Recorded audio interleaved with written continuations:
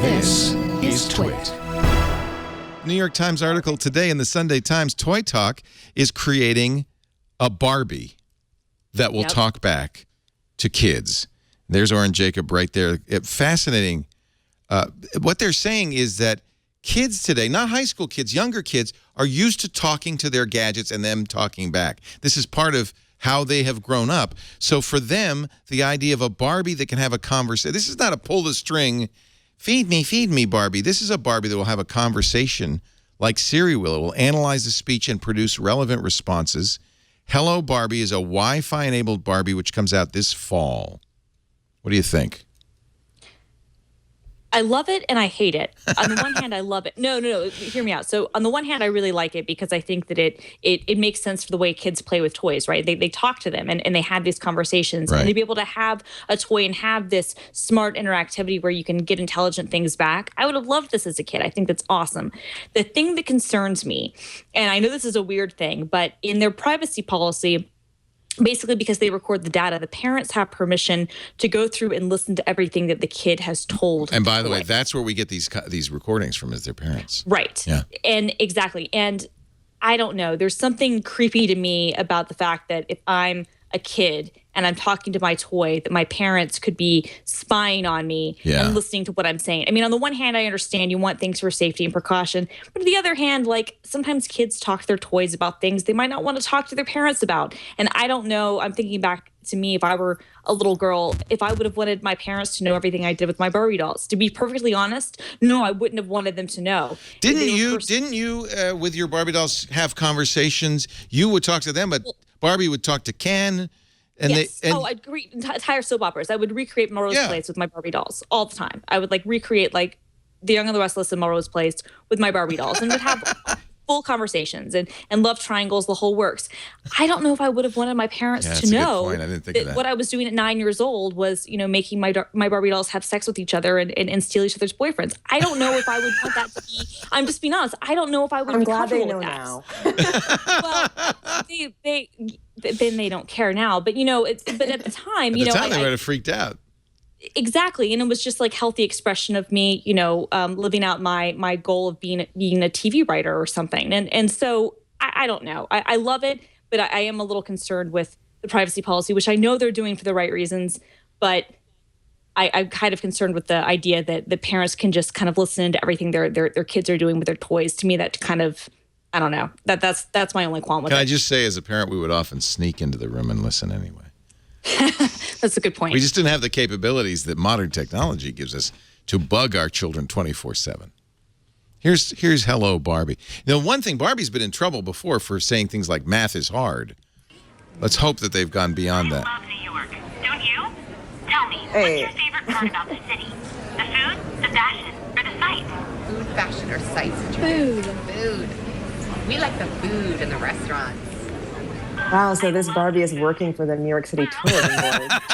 Seriously. What's your favorite food? Favorite food? So not every kid, this is not appropriate for every kid, but there are kids who have difficulty communicating. You'll have to take me to try it. Oh, we will I mean, definitely. I think that this could be successful, and I'm sure there'll be kids Sure who love will it. be. But it sort of falls into that uncanny valley territory where It's kind of things are nuts. just a little bit off, but you don't know why. I mean, we had Simon Says. Is that what that thing was called? Yeah. We've had toys that have talked before. And at the end of the day, for most kids, the great thing about being a kid is your imagination is really rich. And so your playtime is much more interesting and exciting with inanimate stuffed animals and stuff. That's because actually very you can true. really, because my mom runs a daycare center. So I've watched little kids a lot and the way they play. And they'll play with a machine for a while, and it's great. But the most interesting conversations they have, and the ones where you see them really engrossed, is when they're using their imaginations to make up scenarios that they control and that they have fun with, whether it's alone or with friends or with toys. So, Let me quote Natasha Singer's article in the New York Times. A recent study conducted by researchers at Georgetown compared two groups of toddlers. One group played with plush toys that had been pre-programmed to say the child's name and to say that they had the same favorite food and song as the child. The other played with plush toys that called each child pal. Hey, Pally! And they liked different things. With the same toy character on screen, presented math skills So they had the character then on screen presenting math skills like arranging cups in order of size. The first group of toddlers, the ones addressed by name, performed better than those addressed as pal. Sure. That's hilarious. My sister used to think that Mr. Rogers was talking directly to her. Yeah. She thought that she was his television friend. She thought that he was actually talking directly to her through the television. That was actually the secret. I think one of the secrets to his success was he looked right at the camera and said, "Hey, friend, how are you today?" She literally thought that she was his television friend, that he was talking just to her. And I think it was probably once she discovered that reruns were a thing that she figured out. Wait a minute. He said the same thing last week. Right. I was never under any illusions that it was not television, but I did think Big Bird was human because he slept in a bed. So that was my thing. Is that I thought, well, of course, if he's sleeping in a bed, then he must be a real human. But no, I mean, I think that there is something to be said for having this personalization. But I think Katie's point is great. My mom's a child psychologist. She was retired now.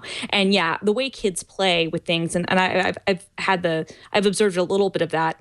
Yeah, they tend to be a lot more verbal and get a lot more of their playthings done when they can create the stories. But when it comes to learning things, that's, I think, maybe where it's different. If you can customize it and personalize it more, the kid might be more engaged and more willing to go through the exercises and retain what's happening if they feel like they're part of it, rather than just, "Hiya, Sonny. Hiya, pal." Pal is not a good choice. Pal is probably not a good choice. "Hey, Pally, how you doing?" A couple of weeks ago, the Campaign for a Commercial-Free Childhood, an advocacy group in Boston, asked Mattel to shelve Talking Barbie, saying the voice recordings amounted to eavesdropping and could be used to exploit the intimate feelings of children. Whatever the child says will be manipulated and used to insinuate these dolls further into girls' lives, said Susan Lin, the group's director. So anyway, what hath technology wrought? At least Barbie can be a computer engineer. Don't get us started. That book was terrible. I know, but it was fun to laugh at.